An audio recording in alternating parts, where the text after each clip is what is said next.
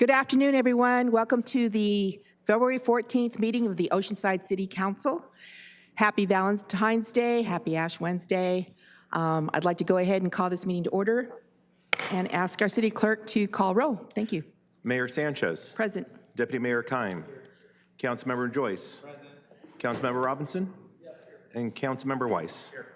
Thank you. Please rise for the invocation. Tonight we have Emeritus Abbot Charles Wright, OSB, from the Prince of Peace Abbey. Father Charles, wonderful to have you here. Let us pray. Heavenly Creator of all that we know and experience, we turn to you in this time of need for the strength, the wisdom, and the prudence that only can come from you. We ask your concern for all those who are in need, those suffering violence in so many parts of the world that are overwhelmed by conditions which drive them from their home. We ask also for the courage and the wisdom in handling the affairs of this city, which is attracting so many new residents and an increasing number of tourists. We ask specifically for aid and understanding for those who are in need of shelter, and so many unable to lead lives with the dignity that you intend them to have. We need not wait until Thanksgiving Day to offer you our gratitude for all the gifts you shower upon us, and by them to call us to be of service, especially in city government, with laws not written on books, but in our warm hearts, so that the greatest good may be granted to the greatest number. We are grateful, and we seek all these in your divine name. Amen. Amen. Thank you, Father Charles. Please remain standing and join me in the Pledge of Allegiance. Ready to begin? I pledge allegiance to the flag of the United States of America and to the republic for which it stands, one nation, under God, indivisible, with liberty and justice for all. Thank you. You may be seated.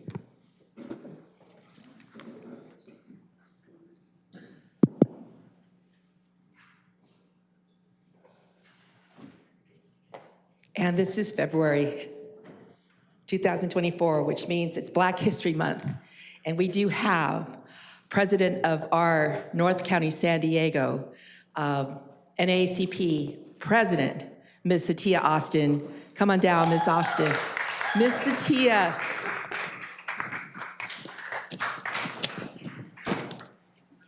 And you've been president for 11 years. Great leadership that we have here in North County. So we do have a proclamation. Did you want anyone else to come up?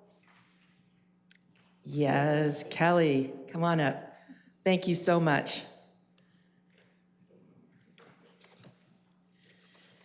And this partnership with NAACP is a long-standing partnership.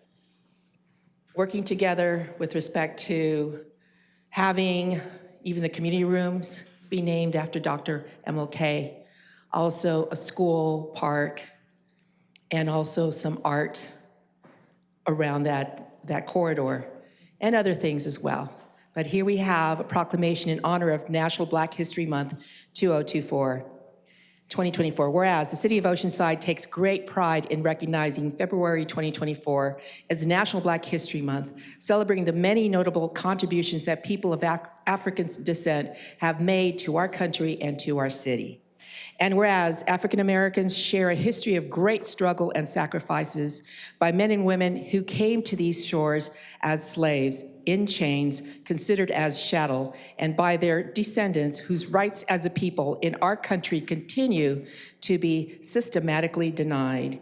And whereas Negro History Week was first established in 1926 by the Association for the Study of African American Life and History, ASALH, under the leadership of Dr. Carter G. Woodson, famed African-American historian known as the father of Black history.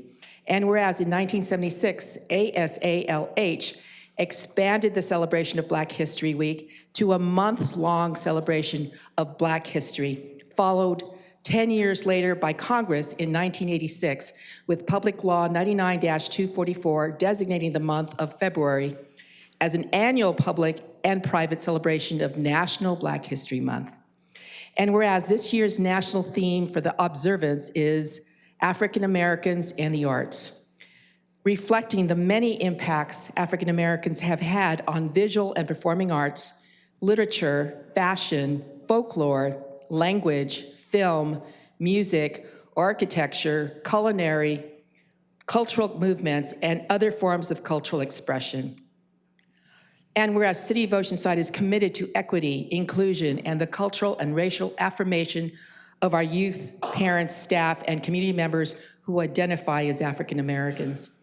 And whereas the City of Oceanside's goals must include closing the equity and outcome gaps for African Americans through policies and practices that reflect the experiences of our African American community, ensure great access and opportunity, honor their history, heritage, and contributions, and establish a venue for the continued dialogue between our African American and other diverse communities, such as by reestablishing, which we just did this last year, Community Relations Commission.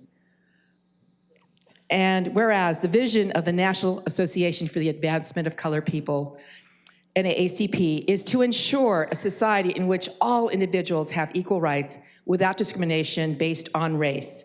And whereas the North San Diego County NAACP, created in Oceanside in 1965 by Charles Zeta Allen, has worked judiciously and tirelessly for the achievement of equity, equality, and social and racial justice in Oceanside and the region through its many programs and efforts, and by pursuing relationships with elected officials, insisting on inclusion and fairness in processes and outcomes. Now, therefore, be it resolved that I, Mayor Esther Sanchez, on behalf of the City of Oceanside, do hereby proclaim the month of February 2024 as National Black History Month in the City of Oceanside, and call upon our residents to continue our collective efforts in creating a world that is more just, equitable, and prosperous for all, here in Oceanside and in the region, and in the country. Thank you. Satia, thank you so much for your leadership. It's been phenomenal having you there and really expanding on all the programs that you have here in Oceanside as well as the rest of North County. I'm going to go ahead and give you the mic. That's dangerous. So I thank the City of Oceanside for in celebration with us. The other part of that is, I know some people in the audience have also been part of that history that kind of made this happen in the community, so I definitely want to thank you all as well. We are this year in May celebrating the 7th year of the Brown versus Board of Education. And so a lot of our programs are around education. We want to look for you across that table to make sure we're having equity across that month as well. So we want to thank you. Thank you. And part of the celebration, last year we honored so many of our leaders here in Oceanside, and this year we are honoring a legacy of leadership. Those that have spent significant amount of their lives giving to our city, giving to North County, giving to make this world a better place for all, especially our African American brothers and sisters, our youth, who continue to experience disparate treatment. So tonight we have one person we'd like to honor to kick this off. We have others that we will be honoring at our next council meeting. We'd like to bring forward Gwen Sanders to come.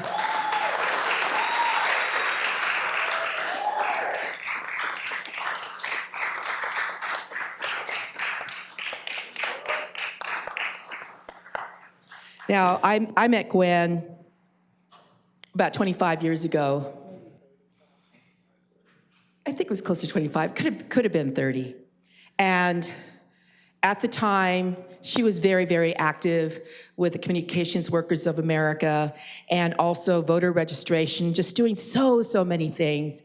And I have to say that Gwen was so gracious with her time.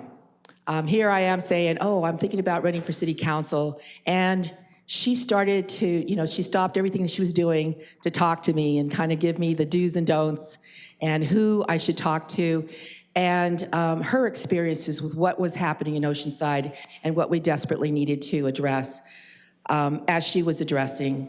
So a lifetime of commitment by Gwen Sanders, Lifetime Legacy of Leadership Award for Oceanside Black History Month 2024. On behalf of the City of Oceanside and in partnership with North San Diego County NAACP, we honor you, Gwen, for your unwavering and outstanding lifetime commitment to labor, civil rights, voting rights, and social justice.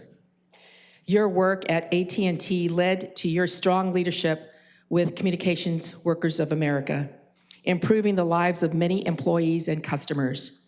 Your many years of volunteer service for the City of Oceanside on the Police and Fire Commission and others, and on city management interview hiring panels, sometimes as the only person of color on that panel, sometimes the only person of color on that commission, have been critical towards establishing city accountability to our community. In addition, your efforts as founding member of North County African American Women's Association and work in voter registration and advocacy through NSDC, NAACP, and CWA have been essential to ensuring equal justice for all. Previously recognized as recipient of the Oceanside Dr. Martin Luther King Jr. Community Service Award in 2003, we thank you for your continued strong voice and advocacy that have made the City of Oceanside a better place. Thank you, Gwen.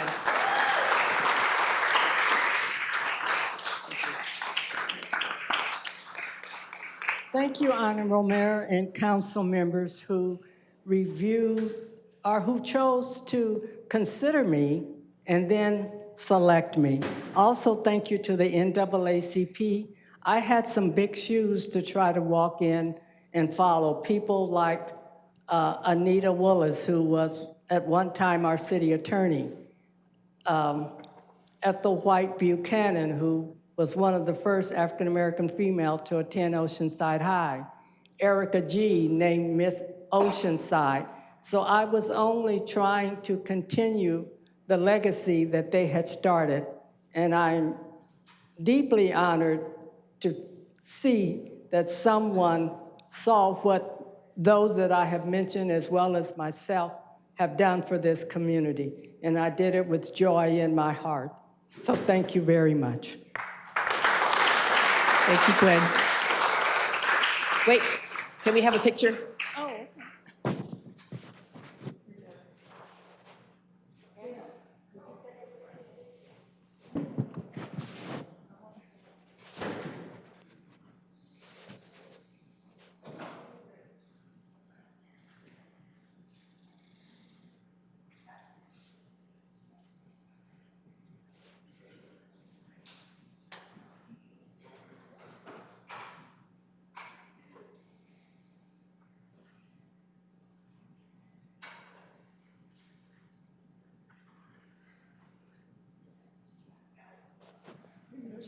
Thank you.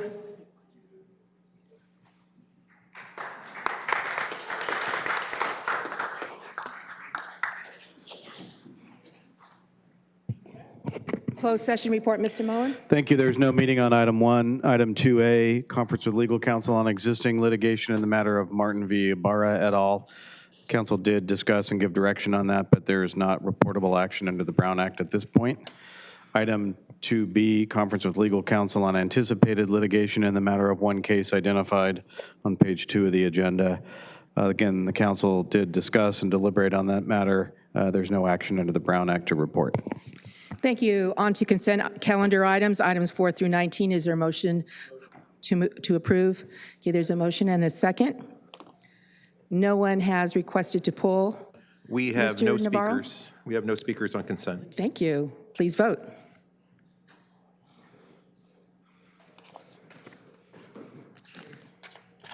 Councilmember Joyce? Motion approved, 5-0. Thank you. General items, item number 20 is adoption of a resolution to certify and approve the hiring of Lynn Seablum as an hourly extra help consulting assistant effective February 15th, 2024, in an amount not to exceed $20,757 for fiscal year 2023 to 2024, to ensure a transfer of critical duties and information to her replacement, hard to replace, in the fire department.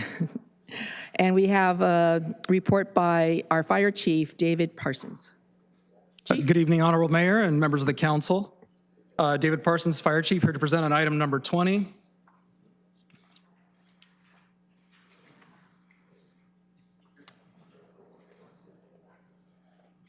Staff recommends that the City Council adopt a resolution to certify and approve the hiring of Lynn Seablum as an hourly extra help consulting assistant, effective February 15th, 2024, in an amount not to exceed $20,757 for fiscal year 23-24, to ensure a transfer of critical duties and information to her replacement in the fire department. Her replacement is here in attendance today, by the way. As background, Medical Services Officer Lynn Seablum retired December of 2023. The recruitment process was also started at this time. Timing of the hiring over the holidays and the onboarding process provided for a start date of February 5th for her replacement. There was no opportunity to transition what is a unique position with critical duties.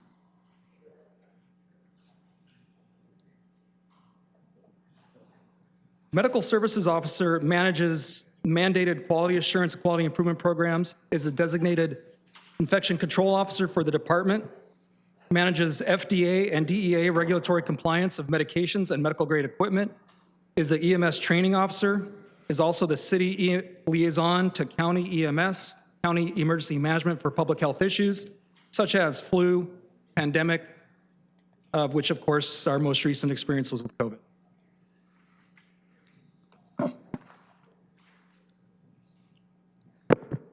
California law states that a retired person shall not be eligible to be employed in the city in which he or she served for a period of 180 days unless certain conditions are met. The employee meets the bona fide separation and service requirement under Government Code 21220.5. Work performed will be of limited duration, and the employer certifies that the employment is necessary to fill a critically needed position. The Medical Services Officer is a licensed medical provider with high responsibility and industry knowledge. The city attorney has analyzed legal requirements and determined that the conditions have been met and that a vote at the public hearing this evening is necessary. Lynn Seablum will be hired as a consulting assistant at her previous hourly rate. The work will not exceed 300 hours on a part-time basis. The work is short-term to be completed before the end of the fiscal year. The maximum amount necessary, as stated, was $20,757. The fire department will transfer salary savings within existing fiscal year 23-24 budget. The source account has an available balance in excess of that and will be able to cover that with sufficient funds.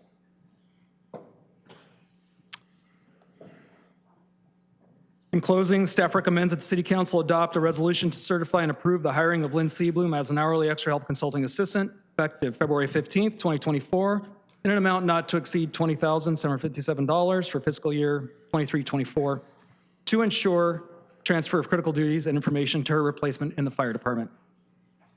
That concludes my presentation. I'm available for any questions. Move Thank you, approval. Chief. Thank you, Chief. Are there any requests to speak from the public? There are none. Okay. Okay, so I understand that there is a motion and a second to approve this item. Any requests to speak? Councilmember Robinson? Yeah, thanks. I would just like, Chief Parsons, can you introduce your new medical service officer to us? I'd love to meet her. Absolutely. Come on down, And Amy. we'll vote. Come on down. This is registered nurse Amy Marquez. She comes to us as a most previously employed at Mercy Air as a flight nurse. She has a master's degree with an emphasis in nurse leadership. She has worked as a nurse in the emergency room and as a critical care nurse as well, correct? Anything else you'd like to add? All right. Amy's been on for just 2 weeks, so she's still getting her feet under her. And as you can see by this presentation, Lynn is going to help her get her going. So, Fantastic news. Welcome, Amy, to our family here at the City of Oceanside. Thank you. Let's vote.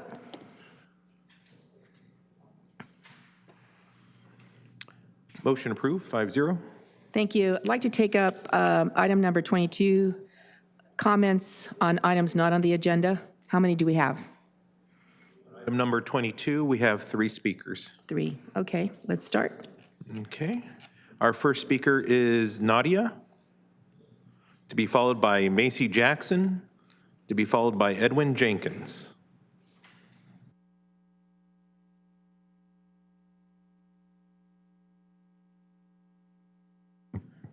Hi, Nadia. Hi, good afternoon, Mayor, City Council. I know it's not an agenda item, and I know you guys might think it's ridiculous, but I'm going to ask every time I come that you guys please consider putting on the agenda the symbolic vote for a permanent ceasefire in the Gaza-Israel situation. And it is because within 120 days, over 30,000 civilians have been killed, murdered. There is no food, there is no water, there is use of white phosphorus. This is not me making stuff up. This is not reports from, just one source. This is well documented. This is well evidenced through many different international human rights organizations. A lot of people sitting here might not realize the importance for our city to be behind such a cause. And the importance is because you're our representatives. You represent us. When I talk to Mr. Livin, which he runs scared from me every time, he says, well, your city doesn't bring it up to me. How do I know it's not just your voice? And even though I come with more and more people, he still ignores our calls on his personal belief and not on the belief of the constituents. To further this cause, because Palestinians have been dehumanized, Israel's not just attacking Palestinians, there are Armenians in the Jerusalem quarter that are also being ethnically cleansed. There are people in Lebanon, they are now breaching sovereign borders, and they have been since October 9th using white phosphorus. If you do not know what white phosphorus does to you, look it up. It is absolutely disgusting. They have salted the earth. They have done numerous things that affect our environment. People on this council sit here and pretend that they are for the environment and do certain initiatives like recognize Black History Month, but do not recognize the interconnection between Black struggle and Palestinian struggle. They will be here and quote Martin Luther King and say a threat to justice anywhere is a threat to justice everywhere, but ignore all the injustice going on. We here have a duty. Not only is this our city council and our city's responsibility, we are directly connected. Our funds go there. Whether you think we could do anything about it or not, guess what? We just approved certain things like for the police. Our police are trained by the IDF soldiers. That is why George Floyd died the way he died, because they were trained by IDF soldiers to put the knee on the neck the way they do to Palestinians daily in the West Bank. Why do we need new tasers? Not one council member at the last council meeting asked, oh, why do we need new tasers? 1,600 per taser is ridiculous, and we need to use our... Macy Jackson, followed by Edwin Jenkins, and there are 2 podiums. I don't have anything prepared either. I was at the last city council meeting. I'm 22 years old. Never in my life have I seen anything like this. My generation is so heartbroken. And who do we go to? We don't have a president that'll stand by us and listen to us. We don't have our congressman.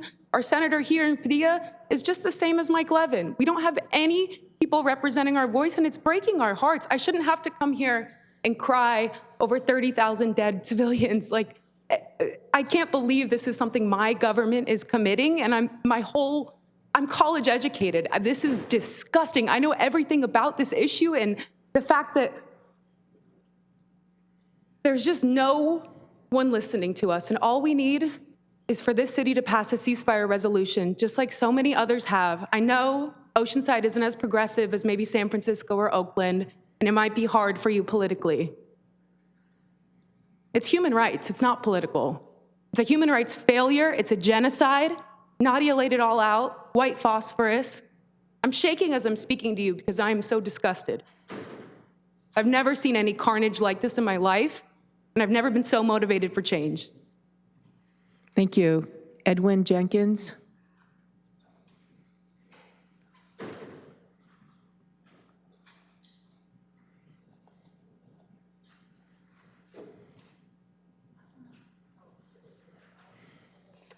Good afternoon, Mayor Sanchez, honorable afternoon. council members and staff.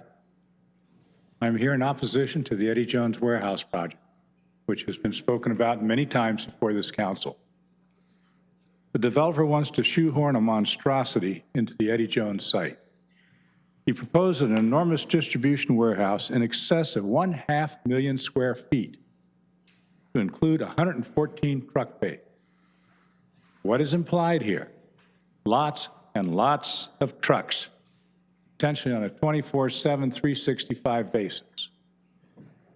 How many trucks? Unknown at this time, but would be expected to be substantial in number given the design and intended use of the building.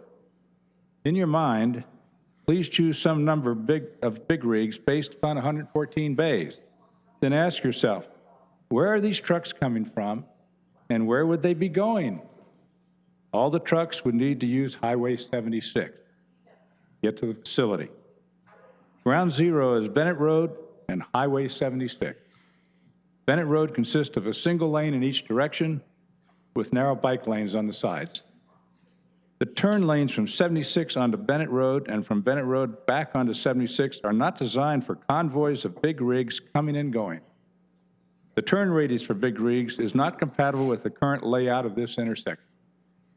We already have severe traffic congestion on Highway 76, and even without this warehouse, the congestion is only going to get worse.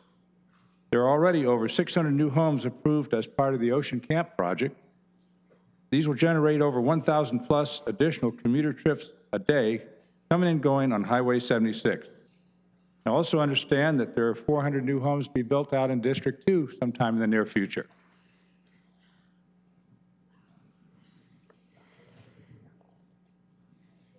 These will add hundreds of additional daily trips onto 76. Concerning extensive additional big rig traffic into and out of Eddie Jones site will have a ripple effect for the entire city of Oceanside and beyond. While some of these big rigs will travel east on Highway 76 to reach Interstate 15, most of these big rigs would be expected to transit across 76 to reach Interstate 5. Such additional big rig traffic on Interstate 5 South will exacerbate the current traffic congestion at the Interstate 5 and Highway 78 interchange, and potentially adding additional big rig traffic to Highway 78 in both directions. So who will be adversely affected by this proposed warehouse? Eric, Rick, Ryan, Peter? Pure and simple. Every one of your constituents. The proposed Eddie Jones warehouse project provides no net benefit to the city of Oceanside. Thank you. Thank you very We'll much. continue this at another meeting. Thank you. Item number 21, advance written request to reserve time to speak. Ken Layton?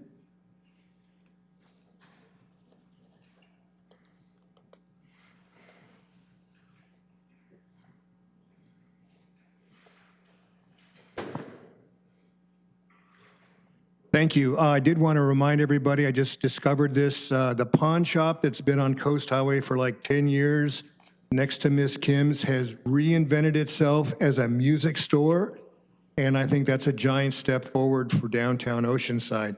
Very cool. Check it out. Ethics matters. A Chula Vista councilwoman is facing 5 years in prison for felony fraud. The two candidates running for city attorney say their city is awash in corruption, not a good civic image. But what about Oceanside?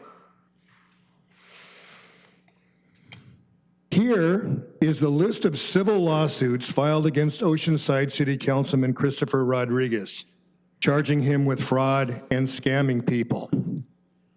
And then there was Corey Jensen, who lied to get appointed to a council seat. Good news, both Jensen and C. Rod left the council a year ago. But the bad news is that ethics is still an issue right here in Oceanside. One of the two councilmen who admitted they made a mistake by appointing Jensen, Mr. Weiss, ended up endorsing Jensen for election because he didn't want a Democrat to get elected. Really, Mr. Weiss? A Republican, even if you know she's morally corrupt? Your priorities seem to be party number one, city number two, and ethics somewhere down the list.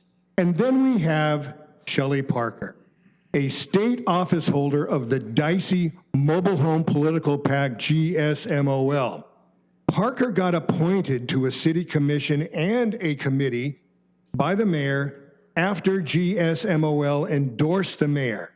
State senators, assembly members, Mobile Home Magazine, and a book all say avoid Gizmal because it actually works against mobile home residents. Parker and Gizmal do absolutely nothing to help local mobile home owners who are getting squeezed by unscrupulous park owners. Mayor Sanchez, when is it ethical to appoint a member of a lobbying group, even if that lobbying group is worthless, to a city commission? It's one big self-serving stroke that leaves mobile home residents bereft of any help. And then there's Ryan Keim, who is on course to repeat his weasel act of 4 years ago when he sent out 3 slimy hit pieces that spread flat-out lies about his opponent.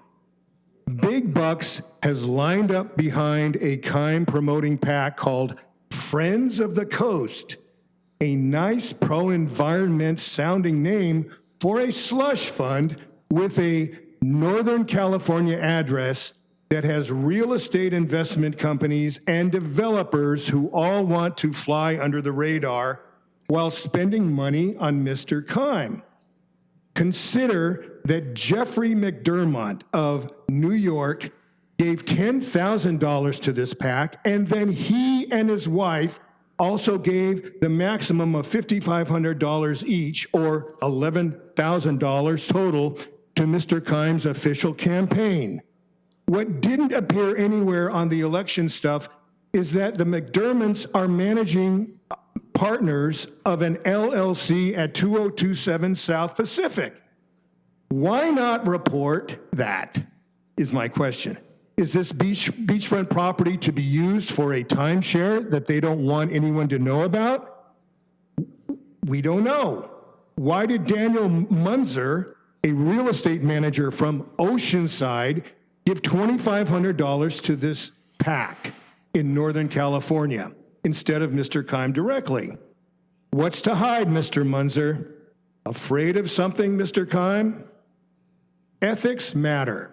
In the words of Pat Paulson, the late comic from the Smothers Brothers show, who always used to run for president, repeating him, I've upped my standards, now up yours. That's a joke. Thank you.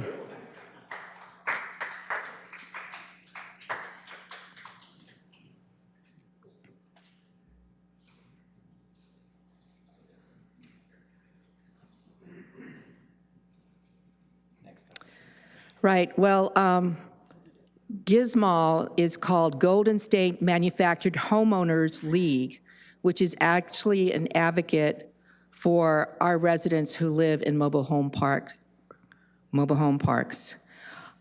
Gizmal, I have been working with Gizmal since 2012, when they in fact provided much assistance when we fought to maintain rent control here in Oceanside. All I've ever known of Gizmal is that they fight very hard on behalf of our residents that live in mobile homes. Thank you. Now, on mayor and our council member items, item number 23, this is request by Councilmember Joyce and Mayor Sanchez to direct staff to establish the Oceanside Commission on Sustainability and Climate Action. The scope of work would include updating Oceanside's Climate Action Plan, monitoring progress on the Climate Action Plan, and developing recommendations on policies positively impacting the sustainability of our city. Councilmember Joyce. I'll just briefly introduce it because pretty much what you said is self-explanatory. We adopted a 2019 Climate Action Plan, and the city itself has taken some major strides, but they have been inconsistent, and we really do need to jumpstart those efforts again. There's some federal legislation that has historic investments in infrastructure updates and other really important things that we're going to miss out on unless we're aggressive, unless we're getting in the game. And this commission would be filled with folks who are already into this. This is their baby. They know that this is the future of our city, that this is the future of our world that's at stake. And I believe we have so much local genius to put to work here that this commission is it's long overdue. And that the clean air, clean water, and sustainable food systems, good local paying jobs that would come about from good policy that comes out of this commission is popular because it's good policy. So I'll leave it at that because I know we have some folks here to talk about it, and then I look forward to the conversation after. Thank you. So how many speakers do we have? We have 12 speakers. All right, let's get started. All right. Our first speaker is Bianca Bonilla, to be followed by Stephen Burrell, and we do have 2 podiums. So as you see your name pop up, please make your way to the next available podium. Thank you. Hi, good evening, Mayor Sanchez, council members, and staff. My name is Bianca Bonilla. I'm a resident here of Oceanside in District 2. I'm also the director of a local nonprofit botanical community development initiatives. I am a farmer. I'm a field biologist. I do environmental consulting on Camp Pendleton. I work on food system initiatives and environmental initiatives throughout the county. I'm here today to urge the establishment of a Sustainability and Climate Action Commission in Oceanside, a crucial step toward addressing the multifaceted challenges of climate change and ensuring a sustainable future for all residents. Oceanside, as a coastal city, faces unique and immediate threats from climate change, including sea level rise, increased coastal erosion, and more frequent and severe weather events. These challenges aren't distant probabilities.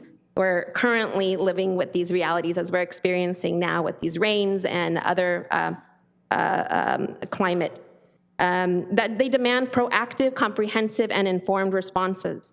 Just recently, the Beach Initiative was approved by the council, demonstrating the urgency of these matters and the interest of the council to take initiatives to respond.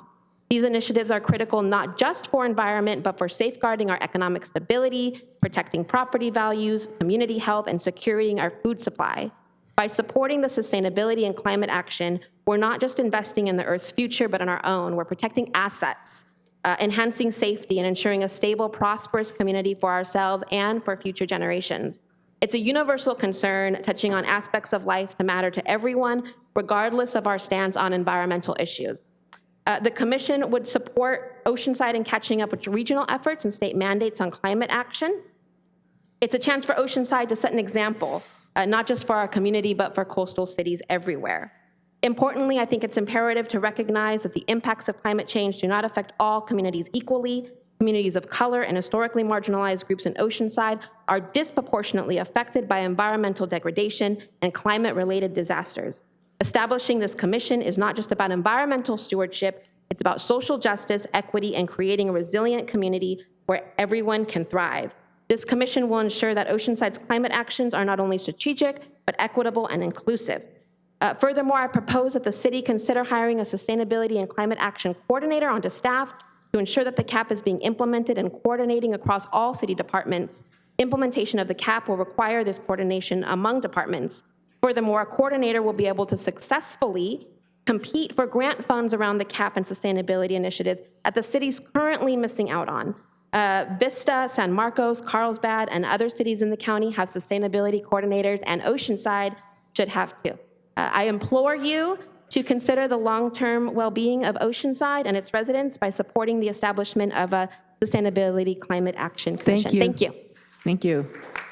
Steve Burrell, followed by Jolene Smith. Please approach the podiums. We've got 2 of them. Mr. Burrell. Good evening, Mayor, council members, Steve Burrell, Oceanside. I believe this commission can provide the organizational framework to do the work that we need to do on this issue. Climate change is a nonpartisan issue. It's a generational issue.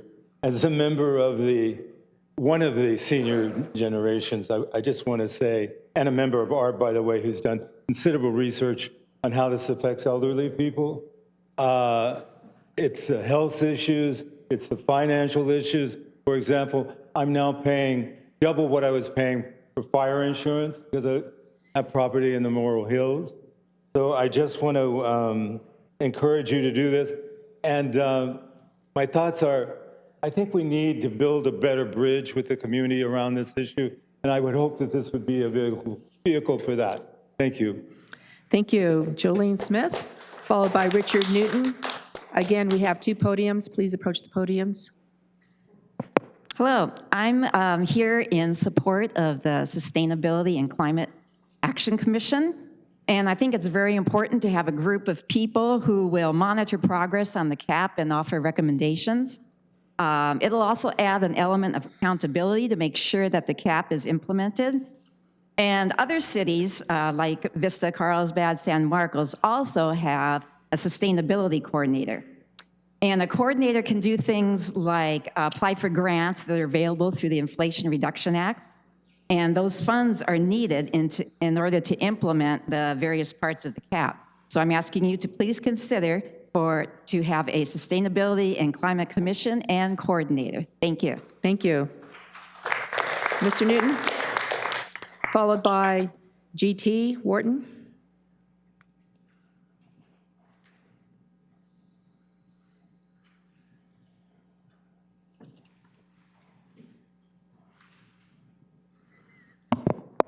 Mayor Sanchez, members of the council, and the public.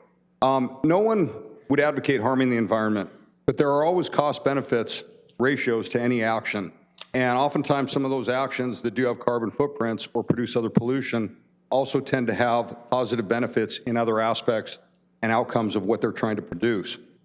With that in mind, I think we need to move slowly and carefully on this issue before we spend vast sums of money and societal changes to change something that might not yet occur or be settled. I bring to your attention a few headlines. This is from the Epoch Times. This was in October, and what it shows on the front page is that meteorologists and scientists say there is no climate emergency. A study of 1,609 scientists that they quoted. There's also a political movement involving climate change, and it's being used as an agenda by the left to dovetail their agenda.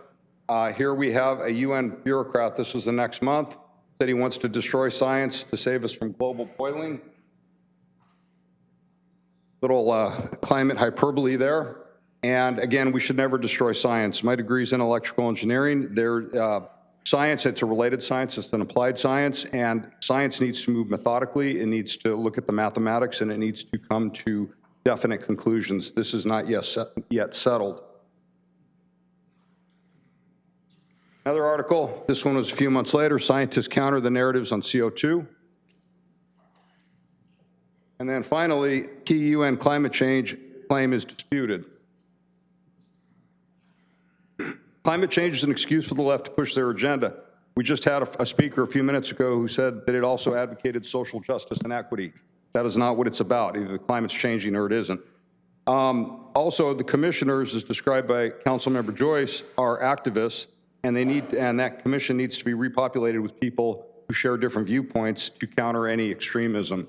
You don't want a feedback loop where basically an echo chamber where everybody moves in the same direction and you get groupthink and we end up with extreme outcomes.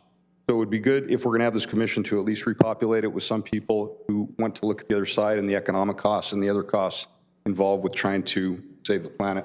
Finally, the last thing is I'd point out is that if we look at this as a global issue, the amount of contribution to climate change by Oceanside is minuscule.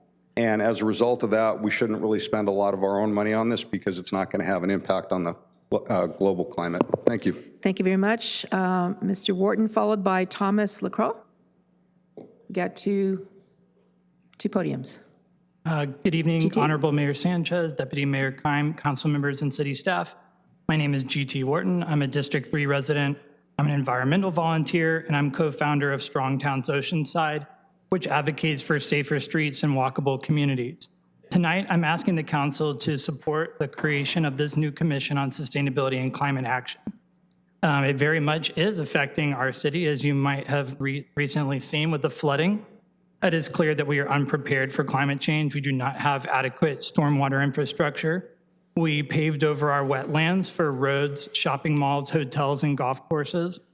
Our wetlands would be the ideal places to handle stormwater, but having been reduced to small drainage ditches, they're overflowing and flooding in our streets, our homes, and they're flooding our businesses. Moreover, instead of recharging groundwater, this much-needed rain is funneled through a concrete stormwater drainage system, and it takes with it all of the trash in our city and dumps it straight into the ocean. In addition, Oceanside traffic engineers over the years have prioritized building unnecessarily wide streets within our community in a misguided attempt to improve flow of traffic. But what the city has actually accomplished is create a wide open space for speeding and a dangerous place for other drivers, cyclists, pedestrians, the elderly and disabled, and our children. Moreover, the sheer cost of maintaining these roads will eventually bankrupt Oceanside. On the agenda, it was glossed over today. It costs $15 million just for the slurry seal program, which is like putting a Band-Aid on our crumbling roads. The actual cost of repaving the roads, $1 to $7 million per mile. That is not sustainable. We need narrower streets. We need road diets. We need dedicated bike lanes. We need to support multimodal forms of transportation. Continuing to approve suburban sprawl developments means that our city will fail its goals of reducing single occupant car rides, the traffic and emissions they create, while ensuring that the public transit is not viable for these residents, especially residents who are unable to drive or cannot afford their own car. We need to encourage traditional forms of transportation like walking, biking, taking the train, or taking the bus. Being a car-dependent city is not sustainable in the long term. Lastly, we need this full-time sustainability coordinator to apply for grant funding. We need to come up with $80 million to restore the Buena Vista Lagoon. We need $31 million for the Re-Beach project that you just approved. I urge the council today to please vote in favor of this measure. Thank you very much. Thank you. Thomas LaCroix, followed by Diane Nygaard. My name is Thomas LaCroix, and I'm also founder of Strong Towns Oceanside. We need a committee on sustainability climate action. We should staff that position. We don't need to frame it ideologically. Richard Newton might disagree, or like maybe climate change isn't happening. Let's even take that position. We're leaving money on the table. There are millions of dollars in grant funding. I'll give a couple simple examples. So like, let's say we have a staff position to apply to these grants, and they apply to 10 in 1 year, okay? There is a $1 million grant from the Department of Forestry to plant trees in schools. That seems pretty popular. It would give $1 million, and you have to match $250,000 of that. You can do that through volunteers. Where are you going to get the volunteers? From the committee. All of it, the committee is going to be filled with people who want to help the community for free. You can just tap into that, and that doesn't cost any money. And let's say that you do get that $1 million grant, or even let's say you get a small $200,000 grant with one person applying. Let's say they get a 1 grant out of 10 that they've applied for in a year, $200,000, that pays for their position. That probably pays for the council's position for you. So it's an investment. Just think of it as an investment. It doesn't have to be ideological. There's money out there, and there are a lot of people who want to help our community, so just let them. That's it. Thank you. Diane Nygaard, followed by Barbara Collins. Good evening, Honorable Mayor and Council. Tonight I'm representing the current and future residents of Oceanside, whether the crawly, feathery, furry, or two-legged kind. Climate change affects all life on this planet, so we're all in this together. No one can be happy about the slow implementation of our cap. The City Council hoped it could be done with no commitment of new resources, but we're a city with pretty lean staffing, and adding a complex new program with changing regulations that requires coordination across multiple departments and other agencies can't compete with all of the other demands on staff time. Done right, this new commission can help expand the reach of city staff, engage the broader community, and tap into additional funding resources.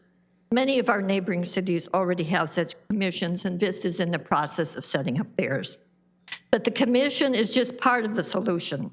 We clearly need a dedicated staff person with expertise in this issue to fulfill the promise made to this community when the cap was adopted in 2019. And we need your commitment to make this a priority and to hold staff accountable for results. Every day, greenhouse gas emissions are increasing, and the devastating effects of climate change become more real. You do not need to wait until next year's budget. We urge you to take action tonight to make sure Oceanside does its fair share to reduce these emissions. The residents of today and future generations will thank you. Thank you. Barbara Collins, followed by Chiwa Slater. Thank you. Good evening, Mayor Sanchez, Deputy Mayor Keim, and fellow council members. I'm an Oceanside resident, and I'm here on behalf of the Sierra Club to voice our very strong support for the proposed commission and also for the city to create a staff position of sustainability coordinator. Oceanside needs to build our sustainability and also our climate resilience. We're facing intense atmospheric rivers, sustained heat waves, and sea level rise. They are direct threats to our residents and to our economy. A sustainability commission can benefit Oceanside because community participation is vital to building community sustainability. Several of our neighboring cities have already created similar commissions for that very reason. We also need a sustainability coordinator on staff to focus our resources on resilience, to compete for grant funds, and to implement our climate action plan. The Inflation Reduction Act of 2022 allocated $369 billion in federal funds to combat the climate crisis and create jobs. Oceanside needs to bring some of that money home. The city needs a sustainability coordinator to put together grant proposals, public-private partnerships. Vista, San Marcos, and Carlsbad are three of many cities in our region that already have a coordinator position like this. We need one person who coordinates across departments and across city divisions and keeps their eye on the ball to achieve our climate and resilience goals. I've got another example of a grant, similar to a previous speaker. Last year, Vista was awarded $1.6 million to plant shade trees and install irrigation on Santa Fe. That's going to enhance the city of Vista. And how many years of a coordinator position do you think $1.6 million would pay for? I think a few.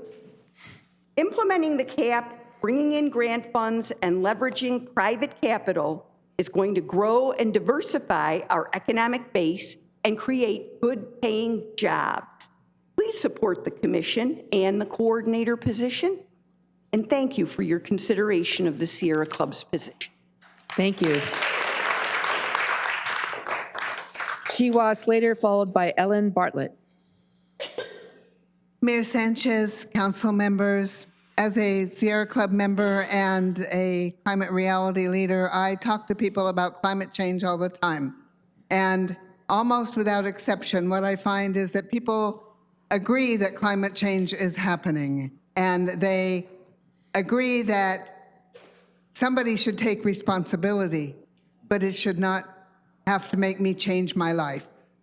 I want to do what I want to do. If I want to travel, if I want to fly, if I want to cruise, I should be able to do that. If I want to drive my SUV, I should be able to do that. We don't want to change our ways. We're stubborn. We are the spoiled children of the world. And I can't believe that there is still debate about the reality of climate change, whereas almost all climate scientists are in agreement that climate change is real and it is a crisis, and that what has happened recently with the breakup of the Greenland glaciers has brought us very close to the tipping point, and after which there will be no remedy. So we need to take it seriously. This city, people want the government to take care of it. We want the national government to take care of it. And yes, they have a role. And we want the state government to take care of it. And yes, the state has a role. But implementation of policy needs to happen on the local level. And those of us who are ready to act need to be able to interact with those of us who are not ready to act, but we need direction, and we need direction from a Commission on Sustainability and Climate Change that is coordinated by somebody who has a paid position and a definite responsibility to make sure that the Commission does something, that it's not wasting time. And so I heartily encourage you to set up such a commission to take on this responsibility. I believe also that sustainability is very tightly related to climate change, but it's not solely about climate change. We need to be able to be sustainable no matter what happens, whether there are fires and floods and other things related to climate change, or whether it's a terrorist attack. We need to have plans. We need to know how we're going to, what if the grid fails? That may seem like a far-fetched possibility, but it could happen. It's all run on computers, and computers are hackable. What if we go to the grocery store and there's no food on the shelves? What if the water isn't coming out of our pipes? We need to be able to have a commission that comes up with a plan of action that looks forward and gives us a ground for taking care of those emergencies when if God, I hope that they don't. Thank you very much. much. And when they do, I want to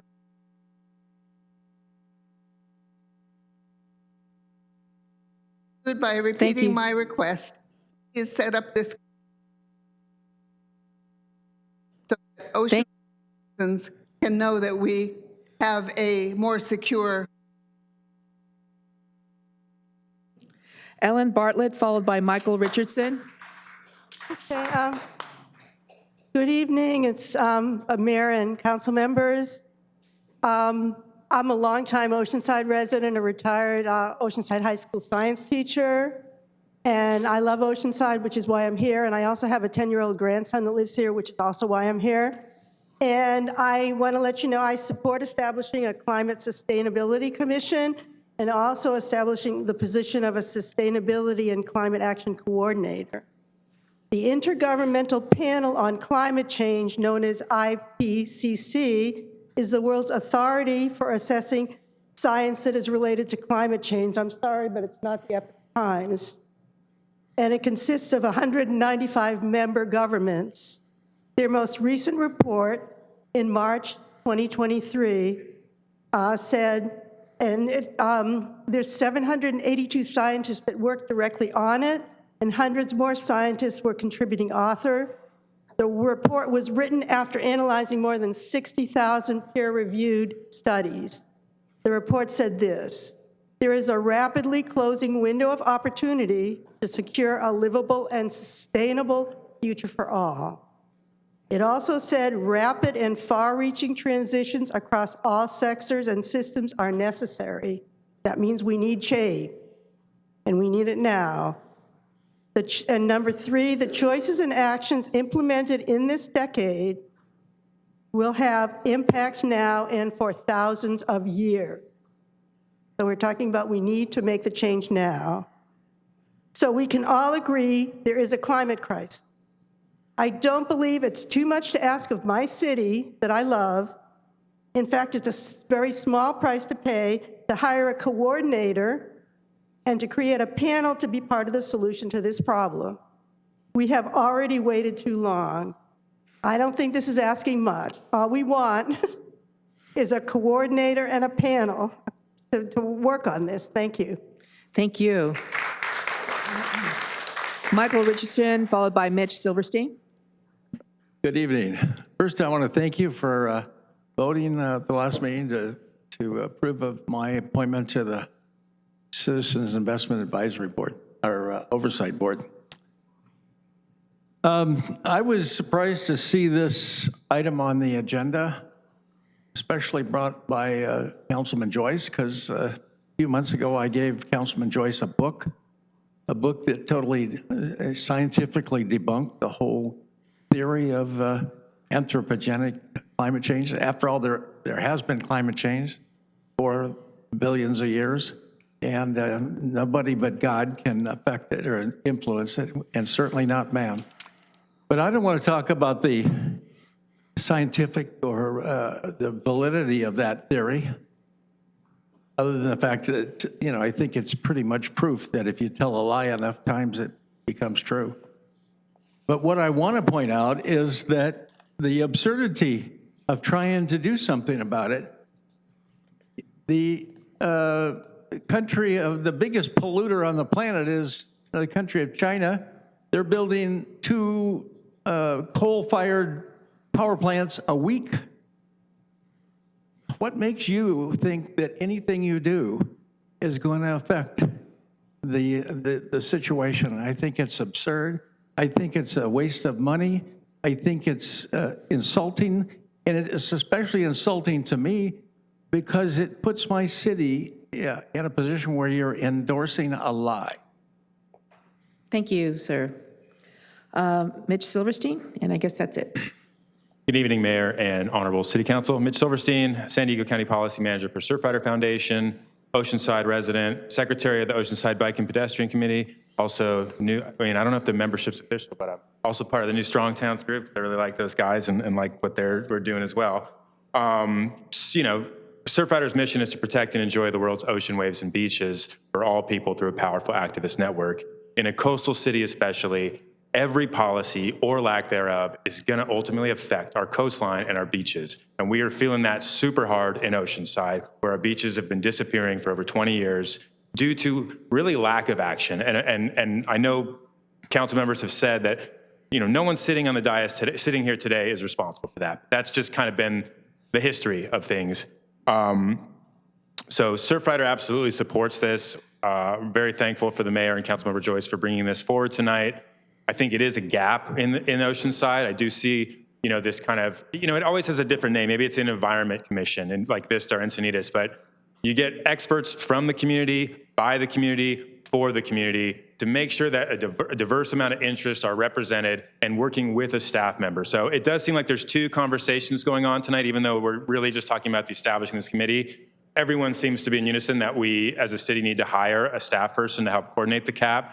And honestly, it's not just about the climate action plan. Even if climate change wasn't a thing, sustainability is a big thing. Is it safe for me to go surf after it rains in Oceanside? No. Is there trash all over our streets and our beaches and our communities? Absolutely. Is air quality an issue? Absolutely. So these issues are pollution issues, not just climate issues. And I really hate to see that this, climate change, even though I am a firm believer that it's real and anthropogenic, it shouldn't be a partisan issue. It's just more about science and facts. But regardless, I think this is a good idea. In terms of hiring a staff person, I really like what GT and Thomas said earlier about we just need to get this money, right? Like if we hire someone, we can get a lot of money into our community. And I just feel since moving here, the city has been, it feels like we're an under-resourced city, and it is what it is. It's not as wealthy as some of our coastal neighbors, but this is the kind of hiring decision that I think pays off and brings more money to Oceanside. So I think this is a great idea. I hope that, I'd love to hear what staff says about who's going to be the staff maybe you guys already talked about this, but each board and commission always has a kind of a staff person who's like the main contact and kind of So I'm wondering who in the current staff would be that person.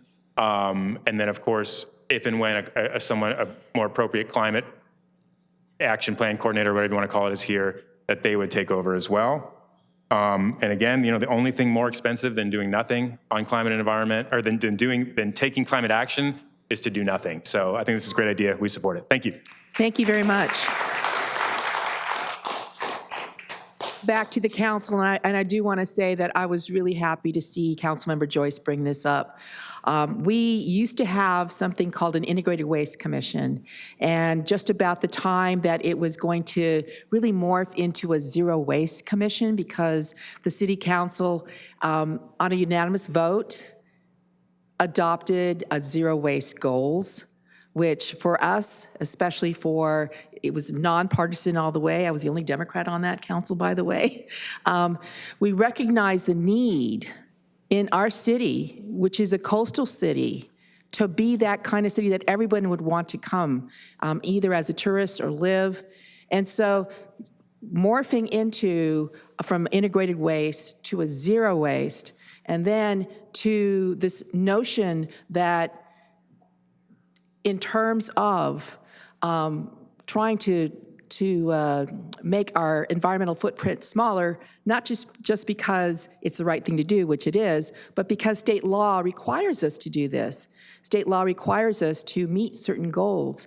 And so our agreement to join CEA actually gets us farther up in terms of trying to meet our goals, our climate action goals. Unfortunately, our climate action plan, which we did finally adopt, there's just nothing happening with our climate action plan. I do feel that staff is so busy that basically this is one of the things that we don't get to hear about as much. And so someone who would be a sustainability and climate action coordinator, the SCA person, would be the staff person who would be helping with this commission. And let me tell you, a commission of 9 + 2, 11 people getting out to the community and helping to get us from what did we do, the plastic ban, what did we do? We're now in the process of organics recycling, right? We're also in the process of signing up with CEA, our residents for CEA, that would actually be 2% less than SDG&E. So it would be not just saving our city in terms of the environment, our footprint, but also, money in their pocket. I mean, these are things that are so critical, and we do need those people at the street level to talk to their neighbors, to talk to homeowners associations and nonprofits, and just all these folks that are out there about the need to do this for our city, for our youth, for our future. So it was during the Great Recession that we cut down on our boards and commissions to half, or I think it was less than half. So we eliminated 12, 13, and one of those was the Integrated Waste Commission. And so I feel that we have had trouble getting out information to the community about things that we get used to, right? And I think someone referred to that. Chiwa talked about how we develop these patterns or practices, and I'm going to do whatever I'm going to do, right?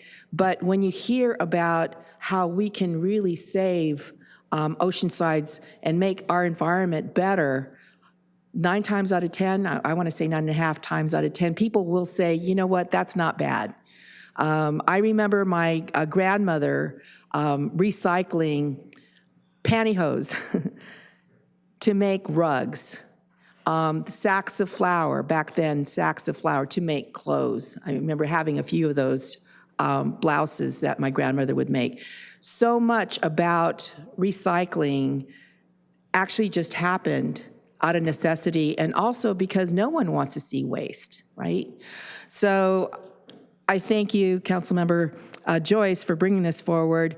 There are two very, very critical things here. Certainly, I think staff needs the help, and there are a lot of dollars out there to help us make this happen. So I'm hoping that we're, going to be working together to make this happen. Councilmember Joyce? I won't reiterate what was said. There's a lot was already said, but just to put a fine point on this one piece, the Inflation Reduction Act, which was passed in 2022, it's almost a $400 billion investment that goes into communities just like ours. There are historic investments in modernizing infrastructure, like airports. Tell me if this sounds familiar.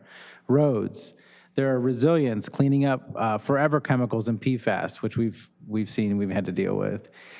Cleaner water systems, legacy pollution, like addressing former landfills and brown sites. Again, these are all sounding familiar, like our own city. Addressing the inequities that we know are present for people that are living nearby those sites. Upgrading our power grid to make it more resilient on the ongoing threat of fire hazards, which we know shut down our power periodically. Modern mobility investments like public transit, walkable neighborhoods. We have a smart and sustainable corridor we're trying to establish, and we need investments in the entire system, because just throwing in housing there doesn't make it a walkable neighborhood. All of this money has a shelf life, which means it's going to be gone. It will all go to cities who apply, and if we're not applying, we don't even have a chance. Sadly, we have actually already missed out on some of these funding sources that have already gone out over the last year and a half. Windows are constantly closing. There's a window closing on sustainable roads at the end of this month. There's no time to waste, because there is an end date to this historic investment. And the people that lose out, whether you consider climate change the great emergency that many of us do or not, upgrading our city's infrastructure is a good thing. Local good paying jobs to do that work is a good thing. All of this needs our attention, deserves our attention, and it's going to be popular. I believe we can do it. So I'd like to hear my fellow council members' thoughts on this idea. Thank you. You mentioned airports. I'm serving on the Airport Authority Board, and as you know, if you've flown any time within the last couple of years, you will have seen there's a lot of expansion going on with Terminal 1, Terminal 2. The board committed to using almost all of the materials that it was basically having to take down and put it into the new buildings. They're really, really close to 100% recycling. 100% of the materials that were there before are now in the new Terminal 1, and that's what they have in store for Terminal 2. So that is, those. Can you imagine that one goal, that very simple goal? That means all of the stuff didn't go to a landfill. So, Councilmember Robinson. Thank you. I don't know where to start. So when I saw this come up, I did ask for the city manager to find out what is the cost of our commissions and how many do we have and all that. And on average, and again, I think these numbers are a little low actually, but on average, staff spends approximately 113 hours plus or minus every year, each commission. And there's a cost to that, and there's a dollar cost, and it was, I've heard everything from $7,500 to $10,000 in staff costs. But there's also the lack of production from their regular job, because so many of our commissions are staffed by people that have other duties, primary duties. To be honest with you, I'm not interested in another commission. And I'd like to hear from our city manager what he thinks about a commission. But I am interested, to be honest, in the coordinator. I think there is some value in that. That wasn't in your the documentation here. At least I don't see it, but I know it's been talked about.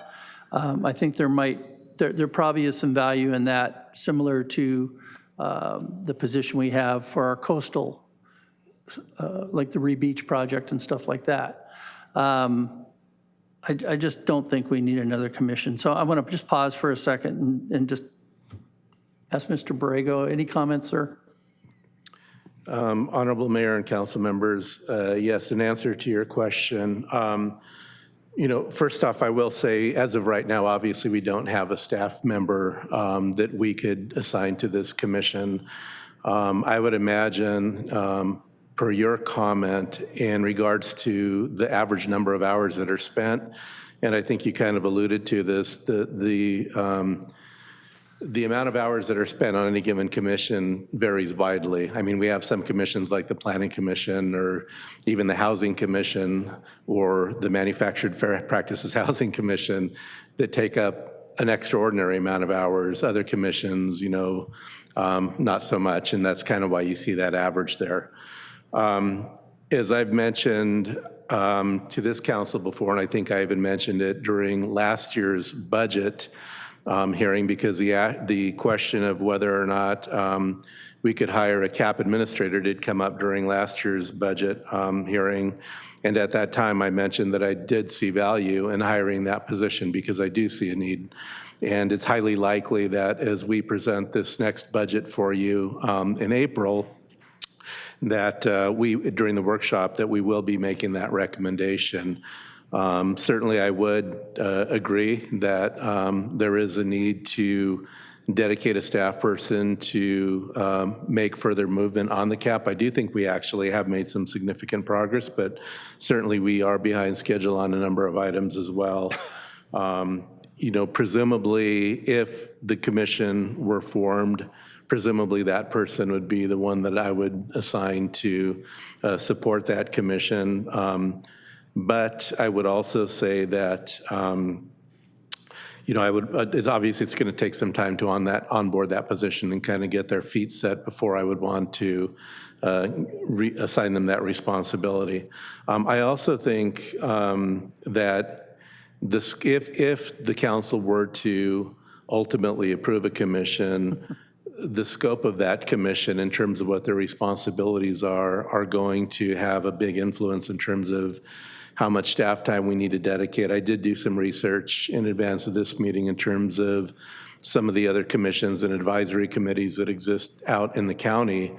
And I think there's an important distinction. If the commission were to be tasked with assisting staff in implementing our existing CAP measures, then certainly that's much different than a commission that is also tasked with coming up with new CAP measures that don't currently exist, because once you get into that territory, then obviously the amount of staff commitment is much higher because we're doing a lot of research and supporting those additional efforts as well. So I just kind of wanted to offer that as a point of context. Thank you. Thank you. I appreciate that. And I was going to kind of ask on the things that we have got done, but maybe we need a presentation some other time to really talk about the things in the CAP that have been worked on. That being said, I just want to point out that, this gets kind of mixed up because, there are those that believe in climate change, and it's going to, I've heard for 10 years now that we've got a short period of time and we're all doomed. I don't believe it, but okay. But I do believe in clean water, clean air. That's why I supported the styrofoam ban for, with Surfrider came, we talked about it.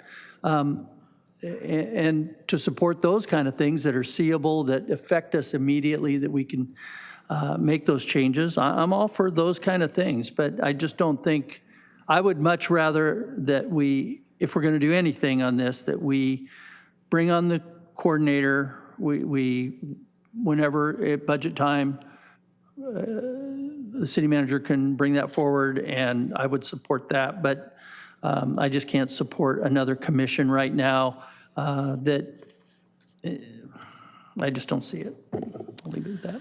All right, thank you. It sounds like there is an opportunity to at least bifurcate the two, basically the commission and a coordinator. So was that your motion to have a sustainability climate action coordinator?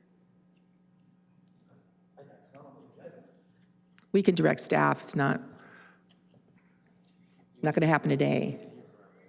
Well, I don't know that I think we need to, Mayor, thank you. I think we need to wait for the budget period to come around. We can talk about other positions. I don't know, when we sit down and have a holistic discussion. I'm just saying I'm willing to really look at and probably support that recommendation if it came from the city manager that we can afford it and it's something that we need.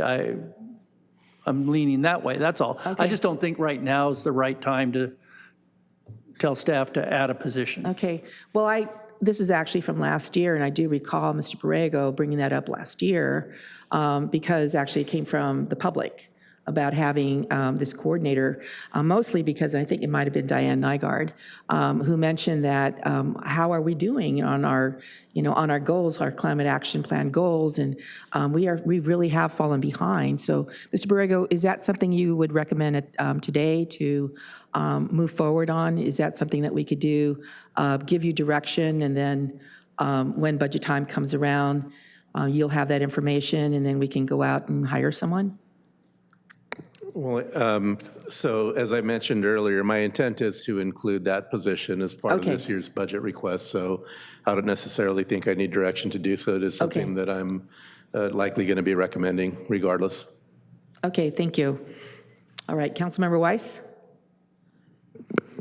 Mr. Borrego, do we have anyone on staff that as part of their current duties are working on the CAP? Not really. Yes and no. I ask him, not you. Yes, so Honorable Mayor and Councilmember, to answer Councilmember Weiss's question, yes, to varying degrees, but we don't have a dedicated staff person. At one time, we did have some hourly extra help that was assisting Mr. Cunningham in CAP implementation, but that position didn't last very long, and that person left. At that point in time, we did have someone who was dedicated on a part-time basis. Right now, we don't have anyone full-time working on implementation. But it's not completely being ignored. I would not say it's completely being ignored, no. I would also add that even a lot of things that our water utility department is actively pursuing right now actually do directly support some of our CAP goals. Do we have staff that look at the various federal and state grants, and particularly the ones Councilmember Joyce mentioned? We do actively monitor grants, and we do apply for them. I mean, it is staff intensive to do that, though. So, I would say that if we were to hire a CAP administrator position, that would be one of their duties, would be to, diligently pursue those grants. Thank you. Part of the information that was coming in emails, and a lot of it was, kind of form letters. Do any of our current commissions set specific direction? Not to my knowledge. They make recommendations to this body. Do any of our current commissions develop public and private partnerships? Not to my knowledge. Thank you. Councilmember Joyce?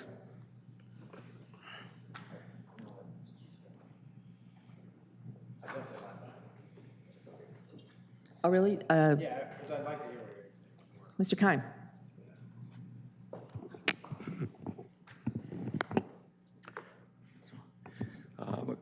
Question, my concern is how, if it's actually going to help our goals. I mean, if our goal at the end of the day is to help it successfully implement the CAP, and we do this commission now and then hire administrator, do you think that administrator in managing this commission, they'll be less effective at actually managing the CAP because they're spending all their time managing a commission? Honorable Mayor and Council members, that's an interesting question. I guess it really remains to be seen in terms of what the breadth and scope of this commission is in terms of, as I mentioned earlier, how much staff time it's actually going to do. I mean, I could see in some circumstances they can certainly help, but certainly if they're, I hate to use the term, creating additional work, then certainly it could detract in that situation. It really depends also on the strengths of the individual that we hire into that position as well and their capacity to, get a lot of things done. So it sounds like we're putting the cart before the horse with the commission. I think we could have an administrator that comes in and figure out how to structure it and actually have constrained goals and figure out exactly where we want to go. I mean, my concern, I've seen this with multiple commissions, especially recently, where they form multiple subcommittees. They take an inordinate amount of staff time, and you see less staff work getting done, especially the way that some of these commissions have turned into, unfortunately, with our current leadership, have turned into unproductive. And I would like to make sure that this doesn't actually do the exact opposite of what we're trying to do. I think we all want clean beaches, clean parks, clean streets, but if we're gonna hire a CAP administrator, I'd like to see a professional actually get in there and do some good work and look for some grants instead of just trying to manage a commission all day long. So maybe we could do that first when the budget comes in April with your recommendations, and then actually talk to that staff member and see their ideas for actually establishing some sort of commission. I think that'd be more effective in our total goal of managing our CAP better. Councilmember Joyce. Gosh, there's just so much universal support for this awesome position that we're looking at.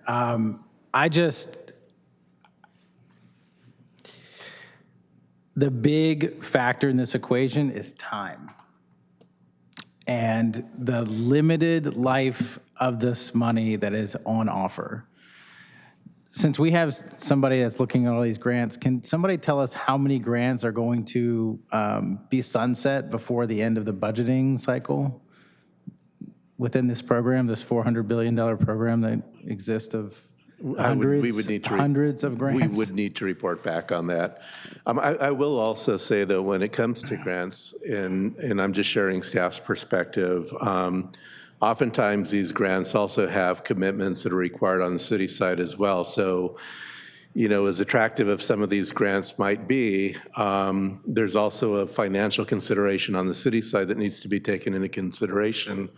You know, even something as simple as an urban forestry program. Along with that, if you're planting thousands of trees, well, that's thousands of additional trees that need to be maintained, and all those things need to be taken into consideration, in my opinion, in making decision as to whether or not to apply for a grant.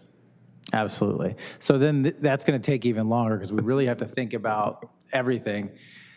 The time that it's going to take from now to the end of the budget, which would be June, then to put out the position, and then to hire the position, and then to onboard the position, we're going to miss a whole nother year of potential funding for our community. We're missing out.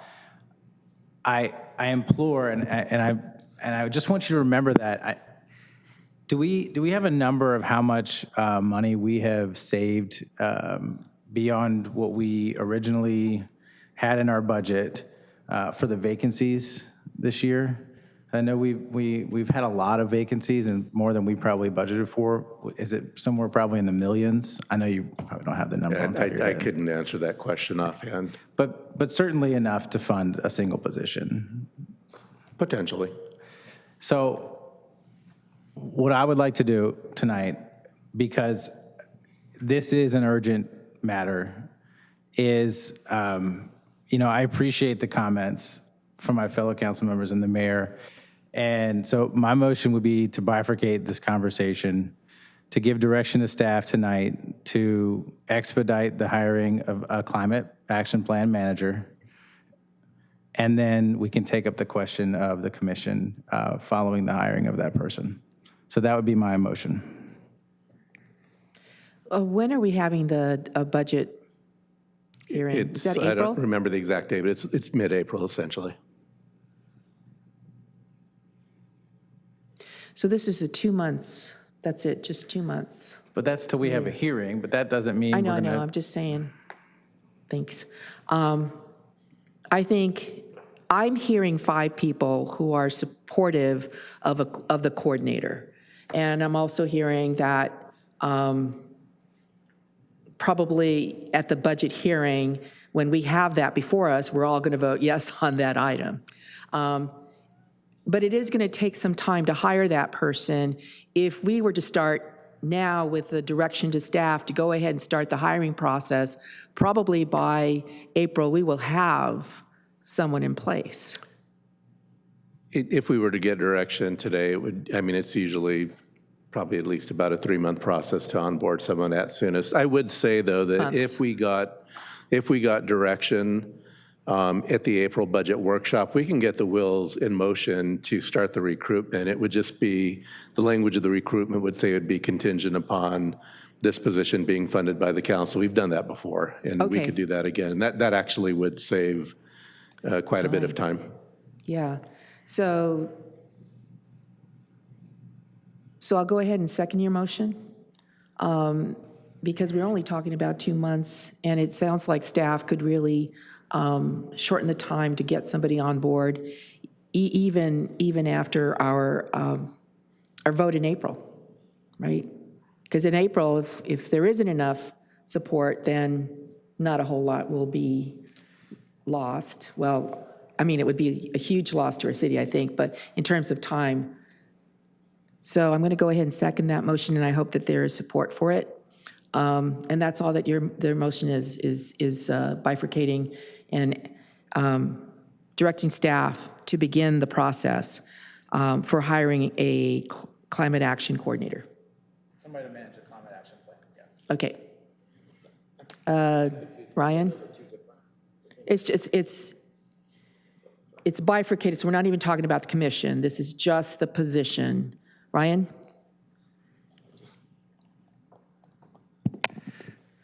Mayor, I just want to make sure, because what you're saying and what he said were two different things. So I think it should be dealt with. We can get things ready, but I want to see it in the rest of the budget and see, we're going to fire's going to be asked same positions, police, public works, we have parks and rec. I just want to see where we're taking to pay for this and have it with the entire budget discussion. It's 2 months, we can push the button, but I just want to make sure that's what you're asking for, correct, Mayor? Is we can do any prep work right now, but the actual discussion decision will be made in April at the budget workshop. That's what you're saying, I correct? seconded his motion, so it'd be giving direction to staff tonight. To do what?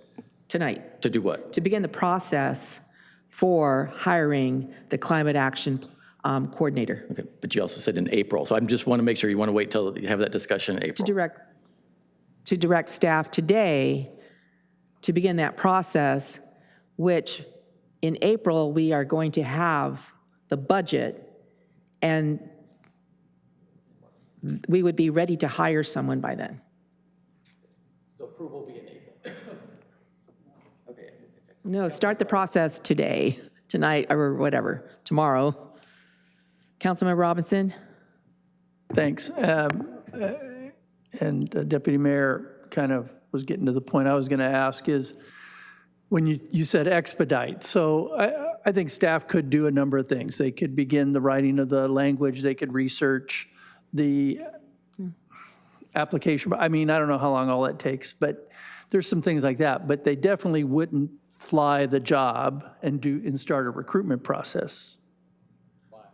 Because if we don't approve the position, why would we go through a hiring process? Correct. So my motion was to do it all as fast as possible. Well, I don't know that we have the funding to do it. The city manager said maybe, but I am not convinced that it's the right thing to do now. And I just want to make a point about your grants, and I understand getting excited about, oh, there's all this money out there.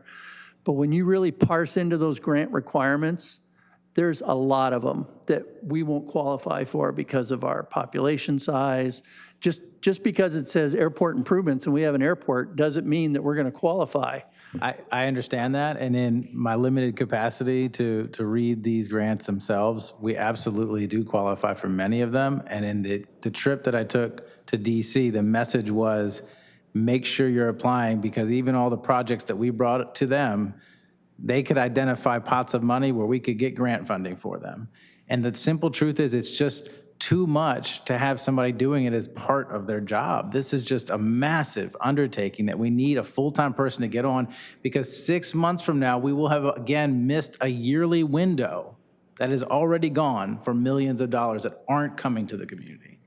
It's just, this is a rare time. 5 years ago, it wouldn't be that. What's the grant window now? Do you know? When do There's they close? There's one at the end of February 28th, and it's about creating more bikeable, walkable cities within your city. And there's a planning grant. So this is the other piece. Like some of this stuff, we're going to have to apply for a planning grant, which is going to take another year. We're going to miss out on the third year of the funding unless we do the planning grant now. So these delays, while they seem small, they have real implications on the ability for us to actually do anything with this money. Well, I think if you have all these grants and then what we probably need to do is get that information to staff so it can be split up, because this one coordinator isn't going to be able to write these grants. They can't write them all. Well, they're not going to be able to write a grant for all and then you have to 1,000 manage programs. them. But they can write more than somebody doing part-time work on it right now. That's my whole point, is that we do need somebody, because this is a historic time, to do that time now. I think the mayor was kind of talking about it. I think we need to wait till April, and I don't put words in your mouth, Mayor, but I think what I heard you say is we can do the prep work, get ready to go, and then in April, if we all agree, we have the money and the funding, we can hire the position, and we're ready to go. We don't have to wait 2 months for all the prep work to be done. Is that kind of what I heard you say? That was what I thought we could, But I just don't think we somewhere can. in the meeting. I don't know. Mr. Brago, So you would you would support recommend that that? we fly the job recruitment, or just? Well, I would actually recommend that we bring it back as part of the budget package, because, I mean, at the end of the day, there's choices that need to be made with respect to the positions. And, even if we were to commit the funding today based on our vacancy factor, that means that that's probably one less position that we might have available down the road as we're looking at the bigger picture. I should also mention that we would also need to bring the job specs back to this council to create the position, because those job specs don't exist right now. So that's another action, and we can get working on that now. Right. But that's just another piece of the puzzle that needs to be put in place before we can actually go out and hire the position. We need to create it. So that's what I understand, the expediting the process would be to start all those things that have to happen before you can even put the job out there. And then in April, if we agree that it's time to hire the position, then we can put it into motion, I guess. I don't even know what the timeline would be after that. I don't see our HR director here, but. So I just asked, back we there. don't typically do that at that hearing in April. Typically, we talk about those things, and then they come back at the June budget. Yeah, in most cases, we wouldn't start advertising the positions until after the budget is adopted. In this case, in order to expedite it, we could actually put the flyer out after April, but the wording of the flyer would say that this position is contingent upon the adoption of the budget. That would, I'm parsing words here, but the position essentially is contingent upon, the passage of the budget item in June. So, nothing is committed until obviously the budget is adopted and it kicks in July 1st. Because if you want to get the best person, they're going to not come here if they don't know that they got a guaranteed position. I wouldn't. Okay. So. No other lights. Shall we vote on your motion? Let's vote, no? So, hold on, the current motion on the floor is to expedite the process to bring back a position. I'll take the amendments to do it in April so that we can get the go-ahead in April, so we can get this done. If that's as fast as this council is willing to move, then let's do that. But we're just pissing money away. Okay, that's the motion. Okay. Second to that. Do you have the motion? I have the motion, and do you agree to those amendments? Yes. Yeah. Let's vote.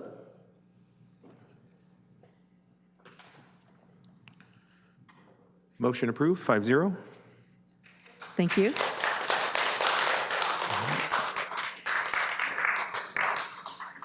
It doesn't sound like there is support for the commission at this time, or did you want to go ahead and make the motion?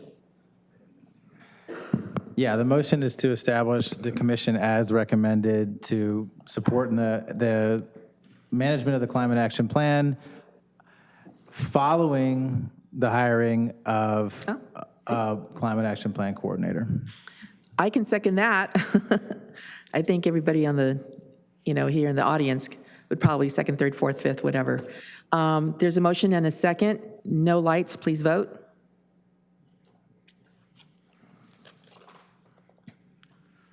Motion fails, 2-3, Keim, Robinson, Weiss, no. Thank you.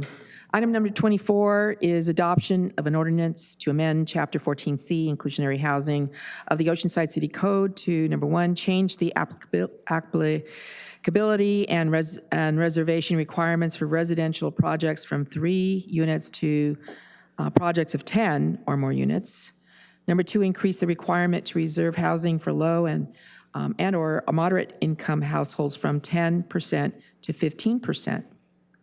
Number 3, require the reserved units within a multifamily residential project provide for a proportionate unit mix based on bedroom count as to the market rate units, be dispersed throughout the residential project and have access to the same amenities as market units. And 4, clarify the use of accessory dwelling units as an alternative housing type that may be incorporated into a single-family residential project to satisfy such inclusionary housing requirement. Are there any requests to speak? We do have speakers, yes. We have 4 speakers on this item. Our first speaker is Richard Newton, to be followed by Laura Bassett, to be followed by Omar Hashimi.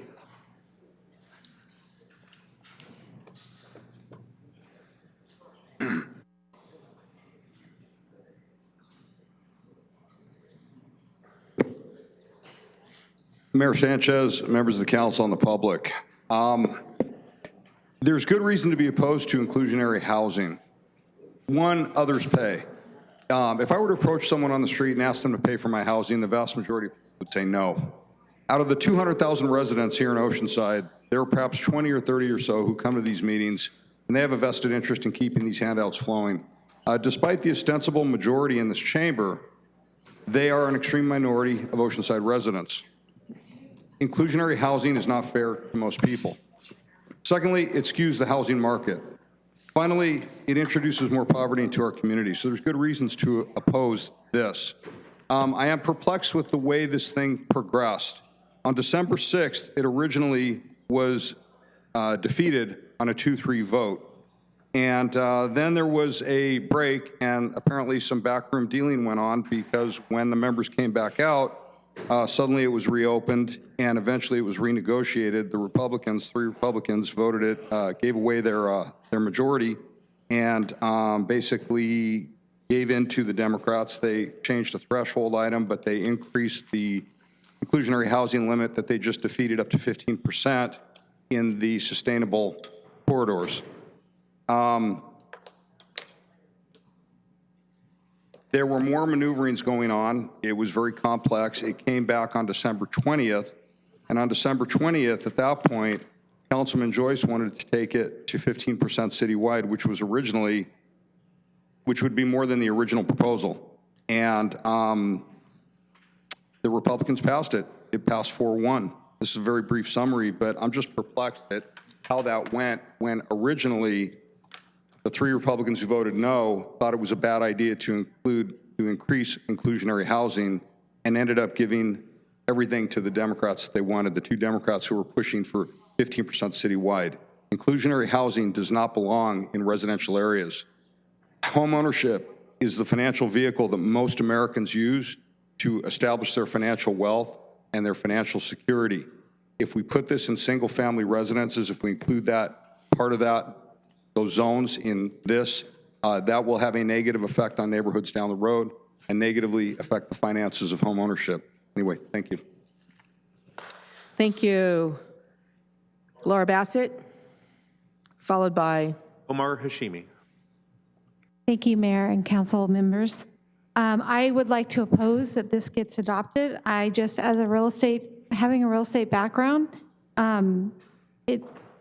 we have a housing crisis, and the only thing that's going to solve our housing crisis is to build more housing.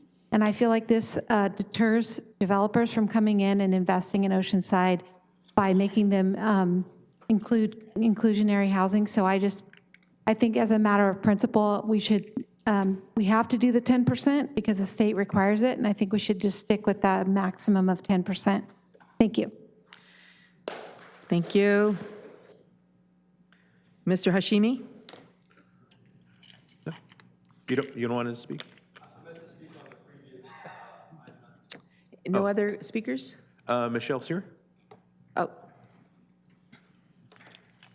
Hello, good evening, Mayor Sanchez and council members. I'm Michelle Sear, an Oceanside resident, and I just wanted to speak out in support of this ordinance, and especially to increase to reserve housing for low and moderate income households from 10 to 15%. We really need it. We've been in a housing crisis. I speak on this issue all the time, so I'm not going to speak long. I just wanted to come up and speak in support of it and hope that we can get this going. We're desperately in need of more housing for low to moderate income families. Thank you so much for considering it.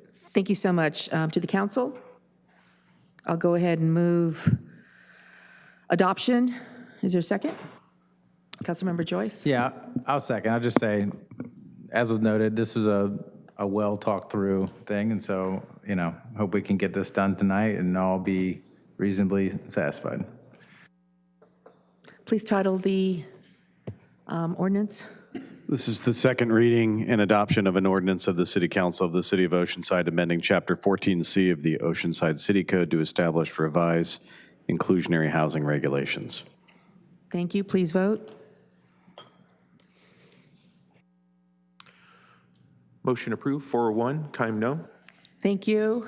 Thank you very much, everyone. I was hoping for a shortened meeting so that you can all enjoy Valentine's Day. The next regularly scheduled meeting is at 3:30 on Wednesday, February 28th, 2024. Thank you. Meeting adjourned.